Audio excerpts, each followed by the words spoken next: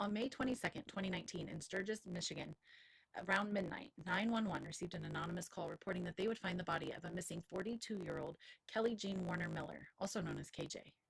Police showed up at the address provided by the anonymous caller. Wade Allen was awakened by police beating at his door. Wade and KJ knew each other from a homeless shelter in Kalamazoo. The officer notices a large green cooler in the corner of the room. The officer lifts the lid and is met with the overwhelming stench of decomposition. Wade tells his best friend that KJ passed away unexpectedly and he didn't report her death to the police. He said she was movable for a couple of days. On April 12th, around 6 days after KJ died, Wade had saved up enough money to buy the large cooler, air freshener, and 30-gallon trash bags. He goes on to explain that he realized her body was too big for the first cooler and needed to purchase another cooler and dismember her. Wade says after he dismembered KJ's body, he contacted a friend that he knew from the shelter. He traded the saw for a DVD player. The man known as Bill says that Wade seemed desperate to get rid of the saw. Bill says that when he went to pick up the saw from Wade's apartment, a terrible smell hit him as soon as he walked in.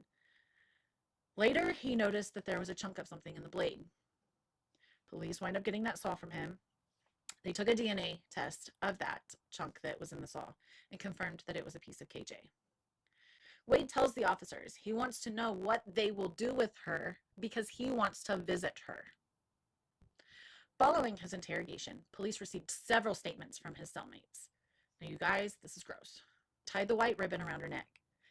He would watch the clock for 5 minutes. Then he would bring her back to life by giving her CPR. He started tying her up and keeping her where she couldn't go anywhere. He would put his hand over her face and nose to see if she had died yet, but it was like she didn't want to die.